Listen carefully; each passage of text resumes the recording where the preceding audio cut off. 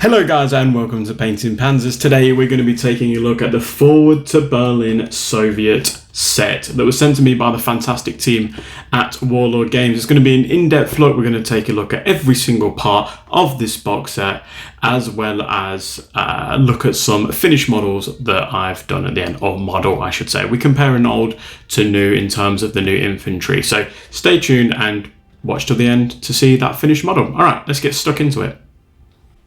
Now, the first thing that greets you is a load of instructions, as well as these cool little like flame burnt out markers, or just cotton fibers. You can also glue them to the bases. Then you've got a nice decal sheet, includes Russian as well as Finnish and German decals for your T-34.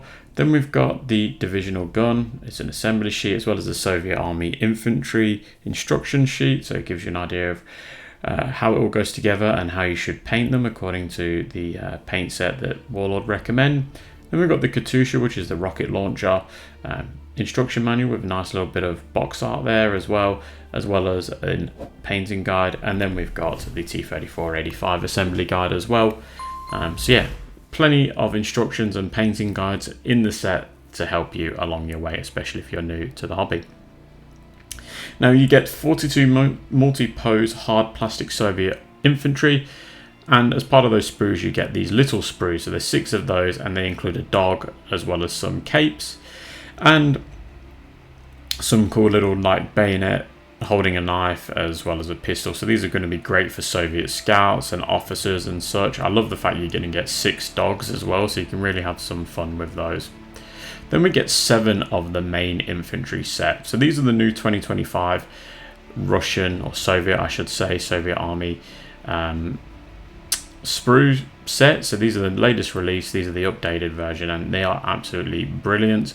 Lots of weapon options in there as well as equipment. You can see here it is chock as full. There's not any space that's missing here. You get some German weapons mixed in there as well. You've got an MP40 and a Panzerfaust that we just saw momentarily. Quite a few standing poses, and then 1 crouching or 2 crouching. I can't remember if there's 1 or 2. But then you get the rifles as well as the anti-tank rifles. You get different types of PPSHs and the PPSs.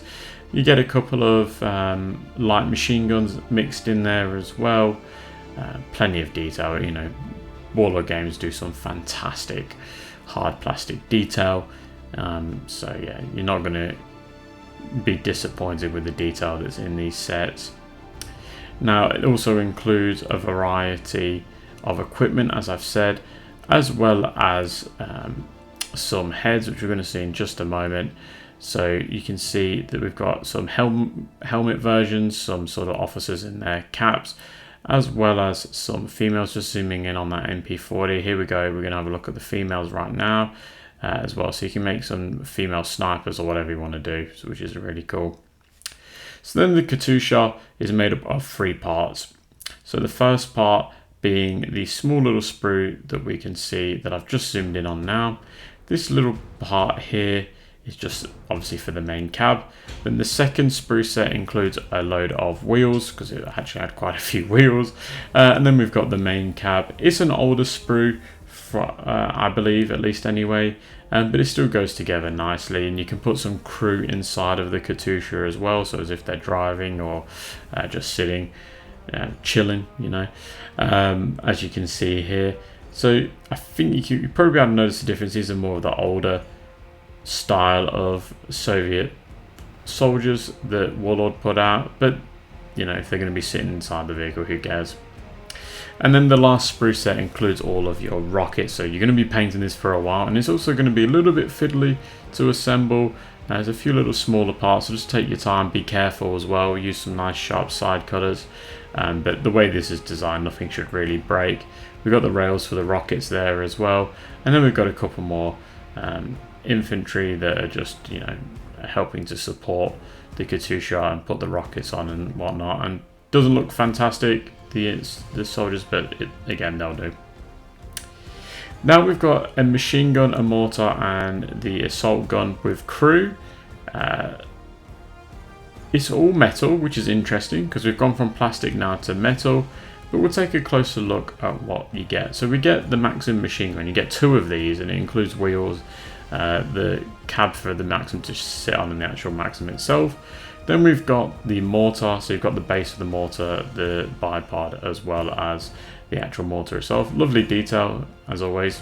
Big fan of metal. I think it's really great that they've gone with metal for these as well. These are the legs for the assault gun itself. So the Z3 or ZIS3 assault gun. Again, metal's a little bit tricky when it comes to big guns like this. This is the only downside. You're going to have to bend it into shape and really file it down. Use a metal file and you can really tidy it up nicely. And we've got the gun shield itself. Nice, a few rivets on there and whatnot. But again, it's going to need a bit of a file, a bit of a tidy up.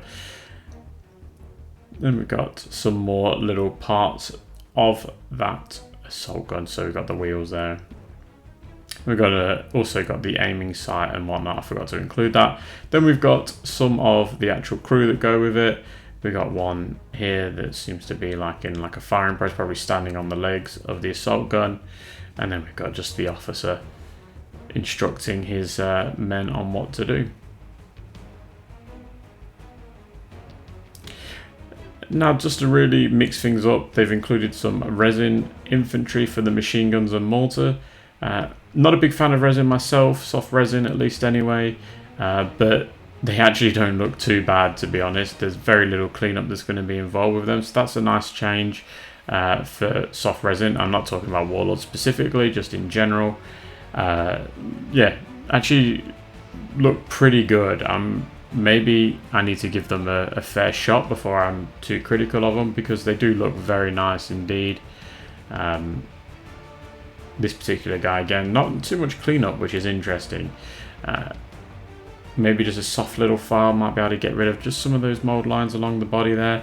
But yeah, it doesn't look too bad actually. We got a guy loading the mortar as well.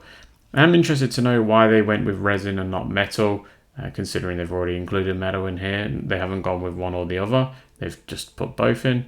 But again, I think these are the new versions of the Soviet infantry, because the uniform looks a little bit different to the older version, but I could be wrong here. I'm not 100% sure if these are new or if these are actually the old sculpts. Now we're looking at the T-34-85. This is an old spruce set. I've actually covered this already, or something very similar, in my video, so I'll leave a link to that in the video description at the top here. So we won't zoom in and take a real close look at it, because I've already painted one of these. Very cool, very quick, not too difficult, not too hard to work out where each bit goes. And as you can tell, the track just goes on in 2 parts, so it makes life very easy indeed. But yeah, lovely plastic kit from Warlord Games. And then finally, you've got some bases. So you've got an MDF base, obviously for the assault gun, and then you've got a few smaller bases or medium-sized bases. That's for your machine guns and your mortars and whatnot, and then a couple of extra bases for your officers and such. But all in all, it's just a perfect package if you want to get yourself a Soviet Army set. Now, here we've got, on the left, we've got one of the new Warlord Games Russians, and then on the right we've got one of the older ones. So I'll let you be the judge which one you prefer, but a tutorial for the left is coming out very soon, so keep an eye out on that one if you're interested in how I paint my Russian infantry. Now, if you want to pick up this set, you can find it on the Warlord Games website. Go to Soviet Union and you can find it's one of the first ones on the top there. It's a complete set. It's currently on sale. It's well worth investing if you're getting into the hobby and you want to get yourself some Soviets. I love the new Russian, or Soviets, I've got to stop getting that wrong, the new Soviet spruce set. I think it looks really good and it paints up really nicely. And I also have an affiliate link if you're in the market for some new stuff from Warlord Games that I'd love for you to use if you wouldn't mind. But all in all, an absolute fantastic set from Warlord Games. A little bit confusing as to why they've gone with plastic, resin and metal, but you know what, I'm not complaining. It all looked very nice.